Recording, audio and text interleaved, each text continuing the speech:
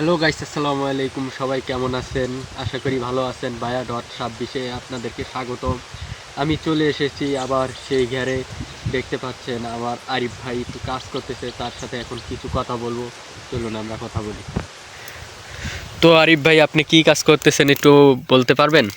এই তো ভাই, এই সামান্য এই যে বেগুন গাছটার একটু যত্ন নিতেছি। বেগুন ধরছে তো গাছটা ঠিকমতো যত্ন না হওয়ার কারণে গাছটা আস্তে আস্তে হলুদ হয়ে যেতেছে, বুঝছেন? তো গ্রামের কথা কি বলবো, আমি এখানে দায়িত্বে আছি, তো এখানে টুকটাক যা পারি তাই করি। তো আপনি আসছেন, ভালো হইলো। আগে একবার আসছিলেন, তো আপনাকে দেখতে আমার খুবই ভালো লাগলো। তো আপনি আসেন, আপনাকে নিয়ে আরও কিছু দেখাই। আচ্ছা, চলুন। তো আরিফ ভাই, এখানে কি করছেন? এখানে দেখা যাচ্ছে আপনি জানি কি খুঁজতেছেন নাকি? এখানে ভাই কিছু খুঁজি না, এখানে যে আজকে আবার কিছু পেঁপের চারা লাগিয়েছি, তো পেঁপের চারা একটু করে দিচ্ছি। তো কাজ করতে করতে ইতিমধ্যে আমাদের মাঝে আমাদের হেলালুদ্দিন ভাই চলে এসেছে। তো হেলালুদ্দিন ভাই, কি অবস্থা ভাই? এই তো আলহামদুলিল্লাহ। দিনকাল কেমন যাইতেছে ভাই? এই তো আল্লাহ ভরসা সমুদ্র হয়ে যাইতেছে। আজকে ভাই অনেক কার্যক্রম করলাম।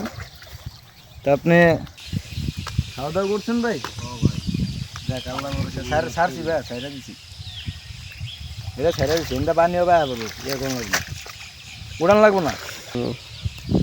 এই হচ্ছে আমাদের সর্বমোট এখানে জমি হচ্ছে 2 করা। তো মাছ ছাড়ছেন কত? মাছ ছাড়ছি আল্লাহ দিলে 1000-1500-এর মতো মাছ ছাড়ছি। তো সামনে আবার 2-3 হাজার মাছ ছাড়ার প্ল্যান প্রোগ্রাম আছে, যে আর 2-3 হাজার মাছ আমরা ছেড়ে দেবো এটার ভিতরে। তো আল্লাহর রহমতে মাছ কতটুক হয়েছে? আলহামদুলিল্লাহ, আল্লাহর কাছে লাখ লাখ শুকুর যে আমরা যতটুকু মাছ ছাড়ছি তার থেকে 2-1 ইঞ্চি বাড়ছে। এখন মোটামুটি মাছ ভালোই বড় হয়েছে।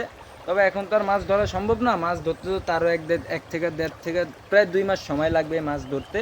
তো মাছ ধরতে এখনও সময় আছে, 1-1.5 কেজি হতে সর্বনিম্ন 6 মাস কিংবা 3 মাস সময় লাগে। পাঙ্গাস মাছ একটু দেরিতে বড় হয়। তো আরিফ ভাই, আমরা দেখতে পাচ্ছি এই যে পুষ্কিনীর মাঝে কিছু খুঁটি গাড়া আছে, এগুলা মূলত গাড়ছেন কি কারণে? এগুলা মূলত গাড়ছি, আমি সবসময় একটা কথা বলি যে একটা জিনিস করতে হলে একটা জিনিস লাগে, একটা জিনিস করা হলে একটা কারণ অবশ্যই থাকে। এগুলা করার কারণ হচ্ছে, আমি এই যে আপনাকে দেখাই, এখানে আমার কিছু করলার চারা আছে।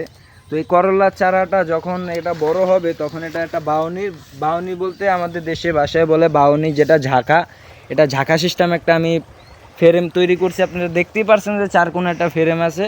তো এটা উপরে আমি আবার কি করব, আমি এটার উপর দিয়ে জাল দিয়ে দেব, জাল বিছিয়ে দেব। জাল দেওয়ার পরে এই গাছগুলো যত ছোট ছোট কদু গাছ, আপনার করলা গাছ, যত প্রজাতির বাওনি গাছ আছে, তো ওই গাছগুলো আমি জালে দিয়ে দেবো। এটার দেওয়ার কারণই হচ্ছে গাছ বাওয়ানোর জন্য। তো আরিফ ভাই, শুধু কি এই করলা গাছই লাগাবেন নাকি আরো কোনো প্রজাতির গাছ লাগাবেন? কি কি গাছ লাগাবেন একটু বললে ভালো হতো। ইনশাল্লাহ, আল্লাহর রহমতে চিন্তা ভাবনা তো অনেক বড়। ওই যে একটা কথা আছে যে মানুষের ধন থাকে তো মন থাকে না, মন থাকে তো ধন থাকে না। তো আমার চেষ্টা আছে, অনেক বড় ধরনের চিন্তা ভাবনা আছে যে আমি আরও অনেক প্রজাতি গাছ লাগাবো। যেমন মনে করেন কেবল লাগিয়েছি করলা গাছ, ওই পাশে লাগিয়েছি জালি কুমড়া গাছ, ওই পাশে দিয়েছি কদু গাছ। তো এর পাশাপাশি আরও মনে করেন ধুন্দুল গাছ, শসা গাছ, আরও অনেক প্রজাতির গাছ লাগানোর চিন্তা ভাবনা আছে। তো আরিফ ভাই, এখানে কি করতেছেন? মাছ খুঁজতেছেন নাকি আবার?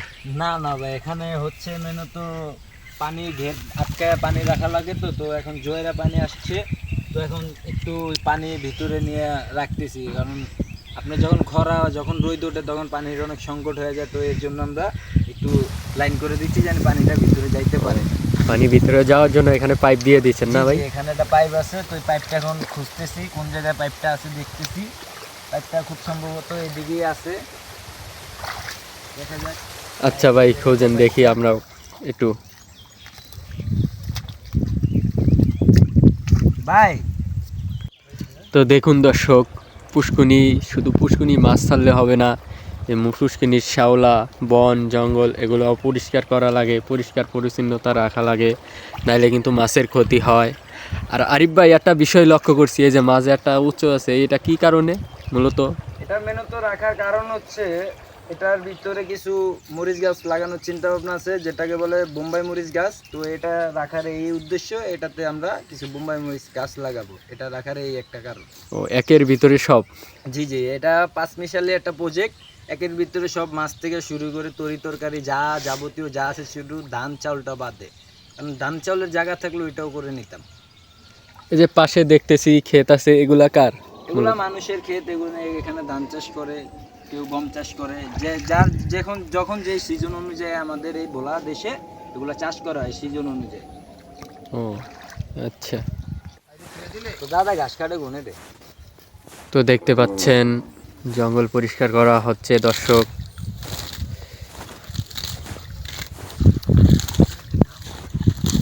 আপনার যেমন খেতে চাবেন তেমনই আবার শ্রম দিতে হবে। কৃষি কাজটাই এরকম যে শ্রম ছাড়া কিচ্ছু হয় না। আমার মতে কৃষি কাজ না, দুনিয়া যত কাজকর্ম যা আছে সবগুলোতেই শ্রম দিতে হয়। সবগুলোতেই শ্রম দিতে হয়, কষ্ট করতে হয়, কষ্ট করলেই কেষ্ট মিলে। আপনি একটা জিনিস লক্ষ্য করে দেখেন, আপনি আজকে হারাম কামাবেন ক্ষণিকের জন্য সুখ, হালাল কামাবেন আজীবন পর্যন্ত সুখ। হয়তো হালালে আপনার একটু সমস্যা হবে, চলতে ফিরতে অসুবিধা হবে, তারপর ওটা নেমত আল্লাহ দিয়ে দিবে, আপনার সমস্যা নেই। তো হালাল কামান, ভালো তো থাকবেন। আরিফ ভাই, আপনার সাথে কথা বলে ভালো লাগলো, আপনার কাছ থেকে কিছু জানতে পারলাম এবং শিখতে পারলাম। তো দর্শকও শিখতে পারলো। দর্শক, আপনাদের উদ্দেশ্যে একটাই কথা বলি, যার যেটুক জায়গা আছে ততটুক দিয়েই মনে করেন এরকম কৃষি কাজ করুন, মাছ ছাড়ুন, ফসল লাগান, এই নানা প্রজাতি লাগান। তো আপনারাও আল্লাহর রহমতে ভালো কিছু করতে পারবেন। তো সবাই ভালো থাকবেন, সুস্থ থাকবেন। আর আমাদের চ্যানেলে নতুন হইলে সাবস্ক্রাইব করে দিবেন। আমাদের চ্যানেলের নাম হচ্ছে ভাইয়া.26। এই চ্যানেলে সাবস্ক্রাইব করে দিবেন আর সবাই শেয়ার করে দিবেন ভিডিওটি। আর সুস্থ থাকবেন, ভালো থাকবেন। আল্লাহ হাফেজ।